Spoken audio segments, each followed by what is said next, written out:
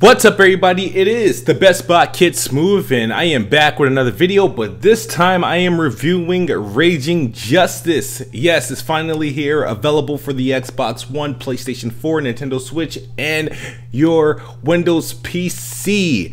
Now, this game has been in development for quite some time. This game is published by Team 17, independent developer making games. This game's been in, I want to say, over 4 years in development. Matter of fact, I have an interview with the development team maybe two and a half years ago. I don't know if it's on my channel or if it's on Tick's channel when I used to do the podcast, The Writer's Block. That's when I did the interview. I don't know if it was Writer's Block or Let's Talk Games, but it's out there. I'll probably link it when I find it. But let's talk about it. Raging Justice it's a game that's been here. It's been in development for quite a while. They've been on Twitter for a couple years with snippets of the game, showing it off. I've had the pleasure in sitting down with Making Games at PAX East, talking about it, demoing it, and had a great time. Now, let's talk about what this game Raging Justice is, because if you've been living in the box and kind of missed this game, Raging Justice is a side-scrolling combat brawler. It's a game that's inspired by Final Fight and Streets of Rage. The game was done independent studio that did this game. But when you see this game, you play it, you think of Final Fight, Streets of Rage, but just a modern version. I like the spin that they put on this game to really bring this genre back. So let's talk about Raging Justice and what it is. So Raging Justice allows you to play as three characters. You have Rick Justice, you have Nikki Rage, and you have Ashley King. You guys are law enforcers, you're cops, you're fighting crime. This game is broken down into 9 different stages. The story behind this game, there's no real story behind this game. You guys are on you get caught out onto a mission, you get ambushed by a bunch of thugs, and there your game starts, and you're finding yourself in fights and street brawls with thugs, pimps, hoes, and whatever you may find, mutated muscular men in the game. But it's cool. The game has a great look. I like, as far as visuals, it's graphically, I know it's not the best game I've ever seen, but it fits. It's nostalgia, it's there. It's a step above of what we got back in the day when these games were first around, but the style, the gameplay, to keep it that classic feel. The game feels tight, responsive, and it looks good. It looks very good. So that's one thing I do appreciate about the game. As far as the combat comes, this game is really kind of big on boasting its combat. But to me personally, I felt the combat is basic combat in this game, offering you probably 3 different type of moves. You get a punch move, kick move, a power move, and grapple. That's clear between all, in a dash move, and that's clear between all the characters. What makes it diverse is the character, depending on the character you select. Ashley King has her sets of move. Rick Justice have his set of moves, and of course Nikki Rage has their set. And it's pretty cool. It brings a level of change, and especially when you're playing in co-op, you get to see how the moves mesh. Now, one thing that this game does offer a cooperative experience. Every mode that this game has to offer is cooperative, whether you're running through the story, or if you're running through the brawl mode, which is more like a horde mode, and you play the games in waves, which is quite difficult if you ask me. But the thing about the couch co-op, it is friendly fire, so you have to be careful about how you play, especially when it gets crowded. You don't want to accidentally body slam your buddy or throw a knife or a sledgehammer at your buddy, because it will hurt and you can kill your buddy. But the cool thing about that, on the flip side, on the reverse side, is also friendly fire for the AI. There's plenty of times where I manipulated the AI to hit the other AI and potentially take that AI out for me. There's guys that throw weapons. You've got ways to deflect it. Maybe if you dash at the same time, it deflects it, hits them back, take out a few of the AI there. The one thing I did notice about this game is that The enemy types are very, very, very repetitive. You're gonna find your thugs, you're gonna find your your hookers, and you're gonna find the corrupt looking dudes. Those are the primary guys that are in the game now. The fat twins and the muscular guys. Some of the enemies do come in. The cool thing about how they bring in new enemies into the game is that once you defeat a boss, they may appear, or they will appear in the next mission as a regular enemy. A little bit more, their moves take more damage, but not nearly as the damage as if you were fighting a new boss. So they're toned down a little bit, but same in appearance. The thing about the stages are very interactive, being able to throw people through tables, use table parts to throw at them. The fact that there are some destructible environments now. This game's not completely destructible, but there are some things in the level that they throw at you that you can use to your advantage that kind of make the gameplay a little bit more dynamic.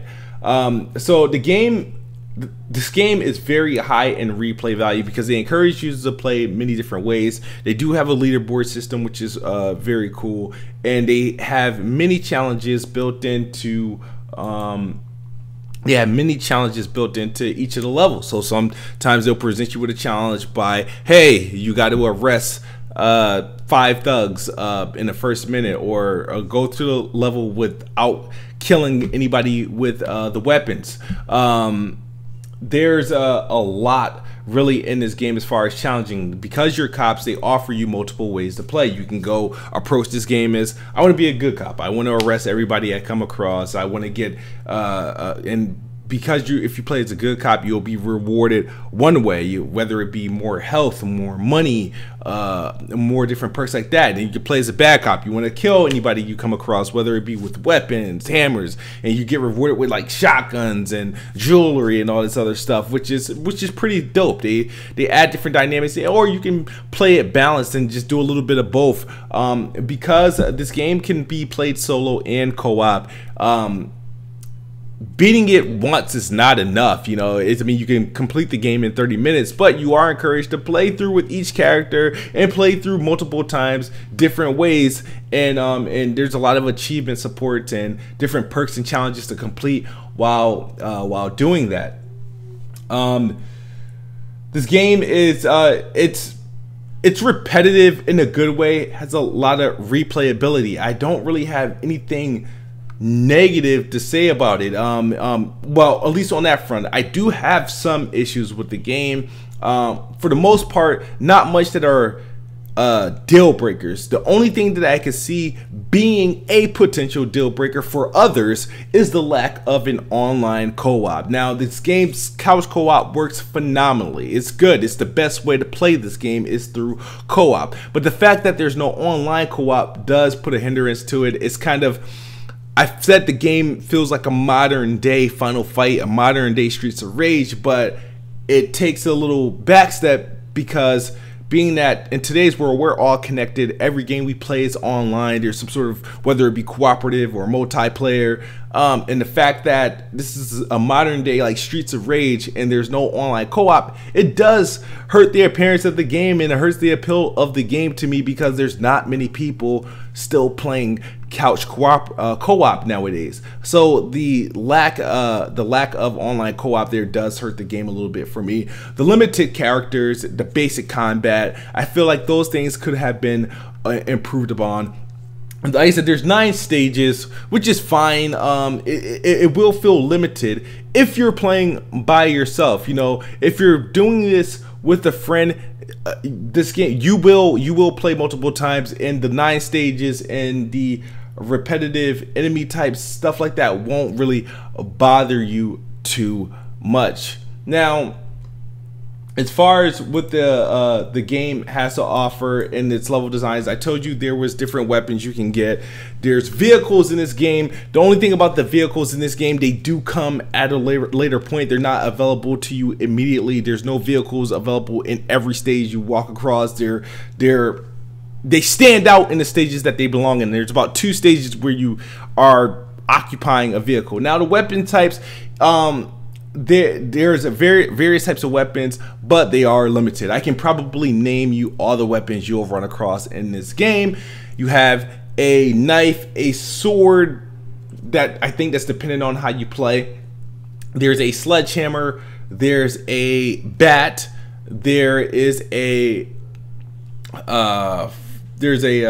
fire hydrant, there is a garbage can, there is a TNT bomb that one of the enemies bring into the game that they throw at you. So there is there's a handful of weapons that you can use. Most are bought into the game by thugs in this game. You can arrest people in this game, which is pretty cool. That's how you play as a good cop.